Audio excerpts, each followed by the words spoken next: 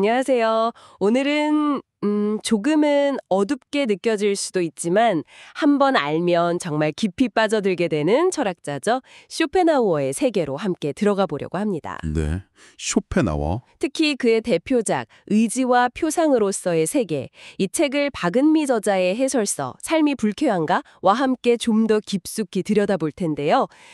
저희 목표는 청취자 여러분께서 이 복잡한 쇼펜하우어 철학의 핵심을 이거구나 하고 좀 쉽고 명쾌하게 가져가실 수 있도록 돕는 겁니다. 네, 아주 중요한 작업이 될 것 같습니다. 준비되셨죠?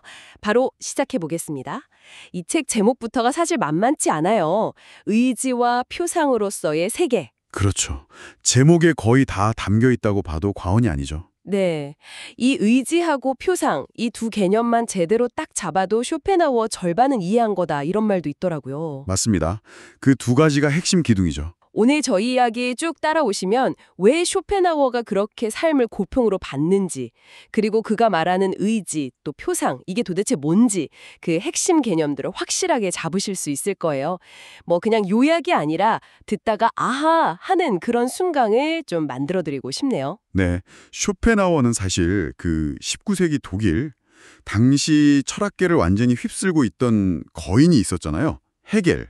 헤겔, 네네. 이 헤겔의 어떤 이성 중심 철학의 정면으로 아니다! 라고 외친 뭐랄까 반기를 든 인물이죠. 이성이 세상을 지배하는 게 아니라 그 위태에 흐르는 비합리적인 의지가 세상의 진짜 본질이다. 이렇게 주장했거든요. 굉장히 도발적인 주장이었겠네요, 당시로서는. 그렇죠. 그의 생각은 뭐 나중에 니체나 프로이트 또 실존주의 이런 현대 사상이나 문화에 정말 어마어마한 영향을 미치게 됩니다. 와... 오늘 저희는 이제 박은미 저자의 그 친절한 해설을 바탕으로 쇼펜하우어가 왜 그렇게 시대를 앞서갔다는 평가를 받는지 또 그의 철학이 지금 우리에게 던지는 의미는 뭔지 한번 제대로 파헤쳐 보겠습니다. 맞아요. 근데 좀 재밌는 게 젊었을 때는 사실 인정받지 못했잖아요. 심지어 그 헤겔이랑 같은 시간에 강의를 열었다가 수강생이 없어서 폐강됐다는 뭐 약간 굴욕적인 일화도 있고 네, 유명한 이야기죠. 평생 아버지 유산 덕분에 일 안 하고 연구만 했다는 건 솔직히 조금 부럽기도 한데 하하, 네, 현실적인 부분이죠. 아무튼 그 고독했던 삶이랑 그의 날카로운 철학이 어떻게 연결되는지 그것도 참 흥미로운 지점인 것 같아요. 자, 그럼 이 독특했던 철학자 쇼펜하우어는 어떤 사람이었는지 그 삶부터 살짝 들여다볼까요? 쇼펜하우어, 이 사람은 어떤 인물이었나요? 말씀하신 대로 19세기 독일이면 칸트 이후에 해결 철학이 정말 뭐 대세였을 텐데 어떻게 혼자서 좀 다른 길을 갔을까요? 그렇죠. 헤겔은 이제 이성이 역사를 이끌면서 세계를 합리적으로 발전시킨다 이렇게 봤잖아요. 네, 그런 낙관적인 분위기가 있었죠. 그런데 쇼펜하우어는 그 반대로 그 이면에 있는 어떤 비합리적인 힘, 맹목적인 힘에 주목을 한 겁니다. 그걸 이제 의지라고 부른 거고요. 맹목적인 의지. 그의 배경을 좀 보면 아버지가 부유한 상인이었어요. 덕분에 젊은 시절에 유럽 곳곳을 여행하면서 세상의 진짜 모습들을 많이 봤습니다. 뭐 아름다운 풍경도 봤겠지만 전쟁의 참상이라든지 가난, 질병 같은 인간 삶의 그 어두운 면들 있잖아요. 현실의 고통 같은 거요. 네, 그 고통의 현실을 아주 생생하게 목격한 거죠. 박은미 저자도 지적하듯이 이런 경험들이 그냥 책상 앞에서만 하는 그런 관념적인 철학이 아니라 실제 삶의 문제, 특히 그 고통이라는 문제에 깊이 파고들게 만든 원동력이 된 것 같아요. 잠깐 의학을 공부했던 경험도 있고요. 이것도 이제 신체나 생명 현상에 대한 관심으로 이어졌겠죠. 그래서 그의 철학이 그렇게 좀 현실적이고 어떻게 보면 좀 냉정하게 느껴지기도 하는군요. 이론보다는 진짜 경험에서 나온 느낌이 드네요. 맞아요. 삶의 뿌리 박은 철학이죠. 그런데 그렇게 현실을 직시했는데 왜 처음에는 그렇게 외면을 받았을까요? 아까 말한 그 해결과의 강의 대결 실패담도 그렇고. 네, 그게 당시 학계의 주류 분위기랑 너무 달랐기 때문이죠. 해결 철학은 굉장히 낙관적이고 체계적이고 이성적이었거든요. 네. 근데 쇼펜하우어는 어떻게 보면 좀 염세적이고 비합리적인 힘을 강조하니까 시대 분위기랑 잘 안 맞았던 거죠. 심지어 본인 스스로도 내 철학은 좀 깊이 생각하는 소수의 사람들만 이해할 거다. 뭐 이렇게 생각하기도 했고요. 약간 자부심 같은 것도 있었네요. 그렇죠. 그래서 그의 대표작 의지와 표상으로서의 세계는 처음 나왔을 때 거의 안 팔렸어요. 그러다가 말년에 쓴 대중적인 에세이집 있잖아요. 소품과 부록. 이게 예상치 못하게 히트를 치면서 그 책이요? 네, 그러면서 이제 거꾸로 그의 주저인 의지와 표상으로서의 세계가 다시 주목받기 시작한 거죠. 참 아이러니하죠. 정말 그러네요. 죽을 때도 묘비에 그냥 자기 이름, 아르투어 쇼펜하워, 딱 이거 말고는 아무것도 쓰지 말라고 유언했을 정도로 세상의 어떤 인정이나 명예에는 좀 초연하면서도 자기 철학에 대한 자부심은 또 엄청났던 그런 좀 독특한 인물이었던 것 같습니다. 자, 그럼 이제 드디어 그의 핵심 저작으로 들어가 보겠습니다. 의지와 표상으로서의 세계. 이 책의 첫 문장이 세계는 나의 표상이다. 아, 이거부터가 딱 뭔가 심상치 않은데요.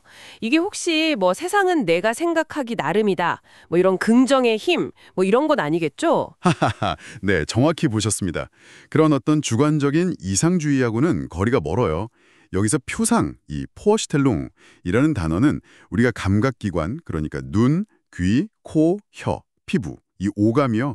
그리고 우리의 지성, 즉 이해하는 능력을 통해서 인식하는 모든 대상을 의미합니다. 모든 대상이요? 네, 지금 청취자 여러분이 듣고 계신 제 목소리, 뭐 눈앞에 보이는 풍경, 지금 느끼는 감정까지 우리가 경험하는 이 모든 세계가 전부 표상이라는 거예요. 아, 우리가 경험하는 모든 게 다 표상이다. 네, 쇼펜하우어는 칸트 철학의 영향을 아주 깊게 받았는데 칸트가 그랬잖아요. 우리는 사물 그 자체, 물 자체는 직접 알 수가 없다. 내 인식의 틀을 통해서만 안다고. 그렇죠. 우리의 인식 틀, 칸트는 뭐 시간, 공간, 범주 이런 걸 얘기했죠. 이걸 통해서만 경험할 수 있다. 이렇게 봤거든요. 박은미 저자 책에 나온 비유가 참 이해하기 쉬운데 예를 들어 우리가 노란색 분필을 봐요. 네? 그러면 그 분필 자체가 원래 노란색이라서 우리가 노랗게 보는 게 아니라는 거죠. 우리의 눈이라는 시각기관과 뇌가 그렇게 해석을 하기 때문에 노랗게 표상된다.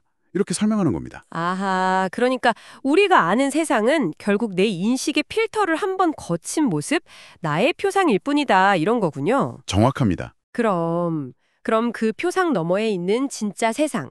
칸트는 그냥 알 수 없어 하고 남겨둔 그 물자체는 도대체 뭘까요? 아, 여기서 바로 그 의지라는 개념이 등장하는 거군요. 바로 그 지적입니다. 여기가 이제 쇼펜하우어 철학의 가장 독창적이면서도 핵심적인 부분이라고 할 수 있죠. 그는 칸트가 그냥 미지의 영역으로 남겨둔 그 물자체가 뭐냐? 바로 의지, 윌레 이렇게 단언을 해버려요. 와, 단언을? 네. 그런데 여기서 말하는 의지는요. 우리가 보통 쓰는 나 이거 하고 싶어, 저거 먹고 싶어 이런 개인의 의식적인 어떤 의지나 욕망하고는 차원이 좀 다릅니다. 아, 그런 게 아니군요. 네. 훨씬 더 근원적이고 뭐랄까 우주적인 힘이에요. 우주 전체를 그냥 관통하는 어떤 뚜렷한 목적도 없고 이성적인 판단도 없는 그저 살아가려고 하는 맹목적인 충동 혹은 뭐 생명 에너지 그 자체 이렇게 이해하시면 좋을 것 같아요. 맹목적인 생명 에너지. 네. 끊임없이 그냥 뭔가를 하려고 하고 자기를 드러내려고 하는 그런 비합리적인 힘이죠. 예를 들면 중력이 물체를 막 끌어당기잖아요. 네. 또 식물이 빛을 향해서 막 자라나고 동물이 살려고 본능적으로 움직이고 그리고 우리 인간 안에 그 끝없는 욕망이나 충동들까지 이 모든 다양해 보이는 현상들이 사실은 그 뿌리에 있는 단 하나의 의지가 이 시공간 속에서 구체적인 모습으로 나타난 것뿐이다. 즉 객관화된 것이다. 이렇게 본 겁니다. 와, 스케일이 정말 어마어마하네요. 그러니까 우리가 눈으로 보고 경험하는 이 다채로운 세계, 이 표상의 세계는 사실 그 밑바탕에 그냥 목적 없이 막 꿈틀거리고 있는 단 하나의 거대한 생명력, 의지가 드러난 모습일 뿐이다. 이런 말씀이시네요. 네, 바로 그겁니다. 그러면 이 의지와 표상이라는 두 개의 큰 기둥이 어떻게 그 쇼펜하우어 특유의 염세주의, 그러니까 삶은 고통이다라는 진단으로 딱 이어지는 걸까요? 그 유명한 말 있잖아요. 삶은 고통과 권태 사이를 오가는 시계추와 같다. 네, 그 아주 유명한 비유죠. 그 이유가 바로 이 의지의 본성 때문에 그렇습니다. 의지의 본질이 뭐라고 했죠? 끊임없는 갈망, 추구, 뭔가 부족한 상태. 그렇죠. 결핍 상태가 그냥 기본값인 거예요. 그러니까 우리는 늘 뭔가를 원하게 됩니다. 배고픔을 느끼고 인정을 받고 싶고 사랑하고 싶고 등등. 그런데 만약에 그 욕망이 충족되면 어떻게 될까요? 좋겠죠. 만족스럽고. 네, 잠깐은 만족감을 느끼겠죠. 하지만 그 만족은 절대 오래가지 못한다는 거예요. 곧바로 또 다른 욕망이 스물스물 올라오거나 아니면 더 이상 원할 게 없는 상태, 즉 아무런 자극도 없고 재미도 없는 권태, 이 지루함이라는 또 다른 형태의 고통에 빠지게 된다는 거죠. 욕망이 없어도 고통이다? 그렇죠. 배고픔이라는 고통이 사라지면 포만감이라는 잠깐의 만족을 느끼지만 그게 계속되면 그냥 지루해지거나 또 다른 걸 막 찾게 되잖아요. 네, 그렇죠. 즉, 의지가 우리 안에 존재하는 한 우리는 필연적으로 이 결핍에서 오는 고통과 권태에서 오는 고통, 이 두 가지 사이를 계속 왔다 갔다 할 수밖에 없다. 이게 쇼펜하우어의 아주 냉정한 진단입니다. 우리가 생각하는 행복이란 건 그냥 고통이 잠깐 없거나 해소된 상태일 뿐이지 삶의 본질적인 상태는 아니라는 거죠. 그렇군요. 그러니까 늘 뭔가 부족해서 괴롭거나 아니면 다 가져서 지루해서 괴롭거나 이 둘 중 하나라는 거네요. 벗어날 수가 없는. 와, 듣고 보니까 정말 설득력이 있으면서도 한편으로는 좀 섬뜩하게 들리기도 하는데요. 그렇죠. 좀 불편한 신실일 수도 있죠. 그런데 여기서 신체의 역할이 되게 중요하다고 하셨는데 이건 이전 철학들이랑 어떻게 다른 건가요? 그거 아주 중요한 포인트입니다. 전통적으로 서양 철학, 특히 플라톤 이후의 이성주의 철학을 보면 이성은 되게 우월하게 보고 신체는 약간 뭐랄까 이성의 활동을 방해하거나 심지어 영혼의 감옥처럼 좀 낮춰보는 경향이 강했거든요. 네, 이성 만능주의 같은 거요. 그렇죠. 그런데 쇼펜하우어는 완전히 반대 관점을 제시합니다. 그는 신체를 의지의 직접적인 객관화라고 봤어요. 의지의 직접적인 객관화? 좀 어려운데요? 이게 무슨 말이냐면 우리가 그 추상적인 의지라는 힘을 가장 직접적으로, 즉각적으로 경험하는 통로가 뭐냐? 바로 우리의 이 몸이라는 거예요. 아, 몸으로 느낀다? 네, 배고픔, 목마름, 피곤함, 성욕 같은 이런 생리적인 욕구들, 이게 바로 의지의 작용을 그냥 숨김없이 다 드러내는 거잖아요. 그렇네요. 그래서 신체는 단순히 우리가 인식하는 여러 대상, 즉 표상 중 하나가 아니라 세계의 본질인 그 의지를 우리가 직접적으로 느낄 수 있는 유일하고도 아주 특별한 통로다 이렇게 생각했습니다. 그러니까 머리로 이성을 통해 세상을 파악하는 것보다 우리 몸을 통해 느끼는 게 훨씬 더 근원적이다 이렇게 본 거죠. 와, 신체를 의주의 창으로 봤다는 관점. 이거 정말 새롭게 다가오네요. 말씀하신 대로 이성 만능주의에 대한 아주 강력한 반격처럼 들리기도 하고요. 네, 혁신적인 생각이었죠. 그런데 이렇게 삶이 고통과 욕망의 끝없는 굴레라면 쇼펜하우어는 그냥 뭐 원래 그런 거니까 그냥 참고 살아라 이렇게 끝내는 건가요? 아니면 혹시 어떤 희망이라든지 탈출구 같은 걸 제시하기도 하나요? 물론이죠. 그냥 절망만 이야기하는 건 아닙니다. 탈출구 혹은 그 고통을 좀 완화시킬 수 있는 길을 제시하는데요. 크게 한 3가지 단계로 이야기해 볼 수 있을 것 같아요. 3가지 단계요? 네, 첫 번째는 예술을 통한 일시적인 해방입니다. 예술이요? 네, 우리가 예를 들어서 아름다운 음악을 듣거나 정말 뛰어난 미술 작품을 감상하거나 아니면 아주 장엄한 자연 풍경 앞에 딱 섰을 때를 한번 떠올려 보세요. 네. 그때 우리는 잠시 동안 나라는 개인의 어떤 욕망이나 이해관계를 완전히 잊어버리잖아요. 그리고 순수하게 그 대상 자체에 그냥 몰입하게 되죠. 아, 그렇죠. 넋놓고 보게 되죠. 네, 쇼펜하우어는 바로 이때 우리가 그 욕망하는 주체, 즉 의지로부터 잠시 벗어나서 고통 없는 순수한 인식 주관이 된다고 봤어요. 그러면서 어떤 순수한 미적인 쾌감, 평온함을 느낄 수 있다는 거죠. 아, 예술 감상의 순간이 의지로부터의 해방이군요. 그렇죠. 일시적이지만요. 이때 우리가 파악하는 게 바로 이념이라는 건데요. 이건 의지가 구체적인 사물로 나타나기 이전 단계의 어떤 보편적인 원형 같은 거라고 생각하시면 돼요. 천재적인 예술가는 바로 이 이념을 딱 포착해서 작품으로 표현하는 사람이고요. 예술 감상을 통해서 잠시나마 현실의 고통을 잊는 경험? 아, 이건 정말 많은 분들이 공감하실 것 같아요. 저도 그렇고요. 하지만 이게 일시적이라는 게 조금 아쉽긴 하네요. 그렇죠. 한계가 있죠. 그럼 좀 더 지속적이고 좀 더 근본적인 방법은 없을까요? 아까 자료에서 동고 미트필러라는 개념이 언급됐는데 이게 우리가 흔히 말하는 동정이랑은 좀 다른 건가요? 네, 맞습니다. 단순한 동정심과는 확실히 구별되는 훨씬 더 깊은 차원의 개념이에요. 동고, 이 미트게fühl은 문자 그대로 번역하면 함께 고통을 느낌이라는 뜻인데요. 함께 고통을 느낀다. 네, 타인의 고통을 마치 내 고통인 것처럼 직접적으로 느끼는 그런 공감 능력을 말합니다.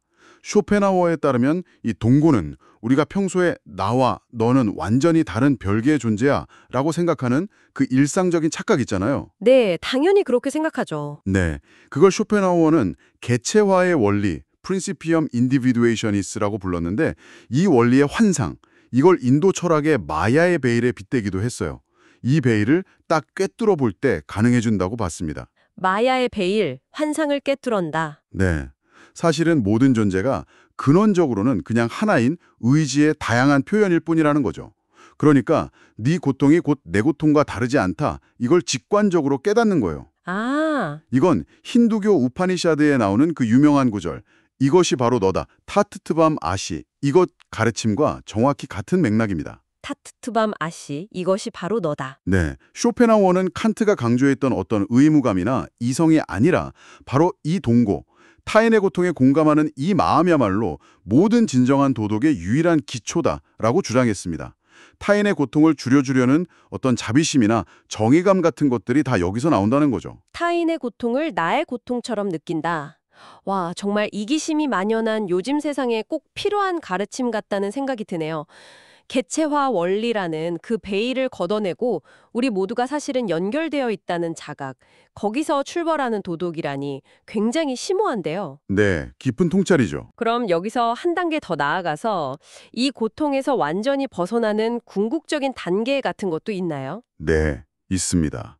그것이 바로 쇼펜하우어가 제시하는 최종적인 해탈의 길, 의지의 부정, Verneinung des Willens입니다. 의지의 부정. 네, 여기서 아주 중요한 점은 이게 삶의 고통을 피하려고 그냥 목숨을 끊는 자살과는 전혀 다르다는 거예요.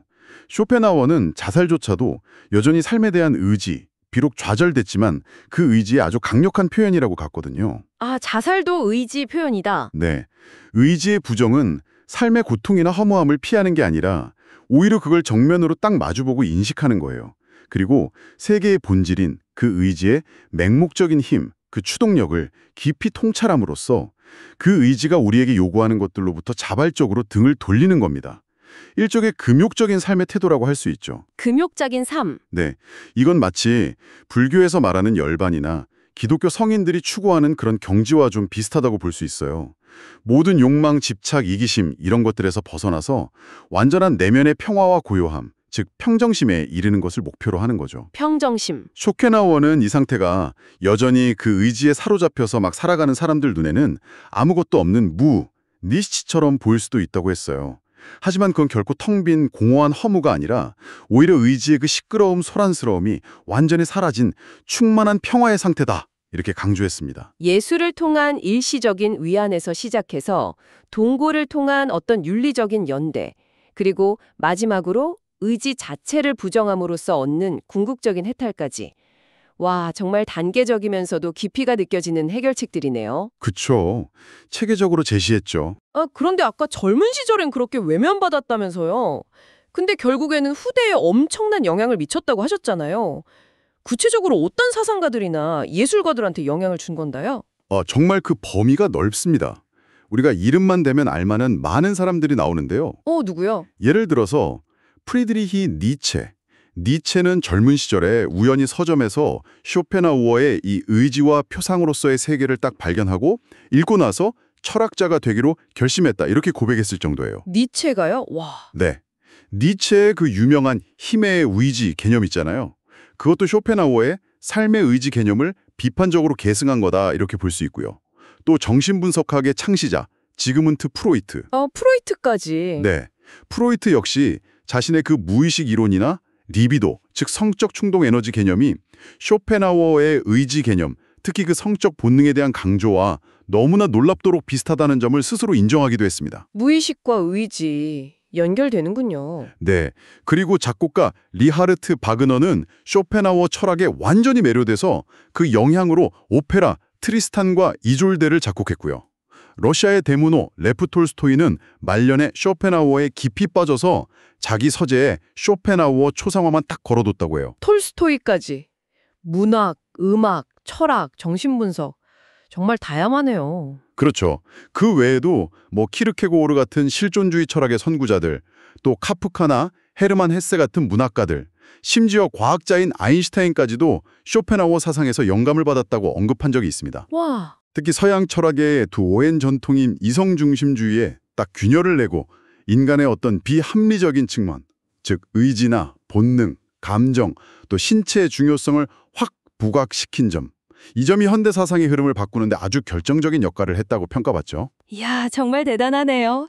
당대에는 거의 이단화 취급을 받았을지 몰라도 결과적으로는 서양 지성사에 정말 거대한 족적을 남긴 셈이군요. 그렇죠. 시대를 앞서간 통찰이었던 거죠. 확실히 그 철학은 뭐랄까 오늘날 우리가 겪는 끊임없는 경쟁, 소비, 성공에 대한 압박감 속에서 느끼는 그런 불안이나 허무함, 피로감 같은 것들을 아주 날카롭게 진단하고 또 돌아보게 만드는 힘이 있는 것 같습니다.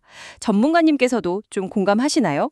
네, 저도 깊이 공감합니다. 네, 오늘 우리는 슈펜하우어라는 어떻게 보면 참 냉철하면서도 또 그 이면에는 깊은 연민을 가진 철학자의 안내를 따라서 우리가 경험하는 이 표상의 세계, 그 밑바닥에 거대하게 흐르고 있는 의지라는 강물, 그리고 그것이 만들어내는 삶의 고통이라는 파도, 또 그 파도를 어떻게든 헤쳐나가려는 인간의 어떤 처절한 노력 같은 것들을 함께 살펴보았습니다. 네, 깊은 여정이었죠. 결코 쉽거나 유쾌하기만 한 그런 여정은 아니었을 수도 있지만 오늘 이야기를 통해 청취자 여러분께서도 자신의 삶을 좀 새로운 각도에서 바라볼 수 있는 그런 계기가 되셨기를 진심으로 바랍니다. 맞습니다. 쇼펜하우어 철학은 때로는 우리를 좀 불편하게 만들 수도 있어요. 왜냐하면 우리가 평소에 애써 외면하고 싶었던 삶의 좀 어두운 진실들, 예를 들어 고통은 피할 수 없다거나 우리 인간의 의지라는 게 사실은 맹목절이가 이런 문제들을 그냥 정면으로 딱 마주하게 하거든요. 그렇죠. 듣기 편한 얘기는 아니죠. 네. 하지만 정말 중요한 것은 그의 그런 냉철한 분석이 단순히 절망이나 체념에서 끝나지 않는다는 점입니다. 그 밑바탕에는 고통받는 모든 존재들에 대한 아주 깊은 연민, 아까 말한 그 동고의 마음이 깔려 있고요. 어떻게든 그 고통을 줄여보려는 아주 진지한 모색이 담겨 있거든요. 그래서 그의 질문들을 스스로에게 한번 던져보는 것만으로도 여러분의 삶을 더 깊이 이해하는데 정말 의미 있는 시간이 될 수 있을 거라고 생각합니다. 네, 좋은 말씀 감사합니다. 마지막으로 청취자 여러분께 한번 던져볼 만한 질문을 하나 남기면서 마무리할까 하는데요. 쇼펜하우어는 우리의 성격 같은 것도 사실 태어날 때부터 주어진 의지의 표현이고 우리가 흔히 생각하는 자유의지라는 건 상당 부분 환상에 가깝다고 봤어요. 네, 예지적 성격이라고 불렀죠? 네. 예지적 성격, intelligible character. 바꿀 수 없는 개인의 근본 성향이라는 거죠. 어쩌면 우리가 바꿀 수 없는 자신의 이 예지적 성격의 한계, 이걸 그냥 인정하고 받아들이는 것이 끊임없이 다른 사람이 되려고 막 애쓰거나 과거를 후회하면서 나 자신을 막 책망하는 그런 고통에서 벗어나서 오히려 더 현실적인 만족이나 평온함을 얻는 길이 될 수도 있지 않을까요?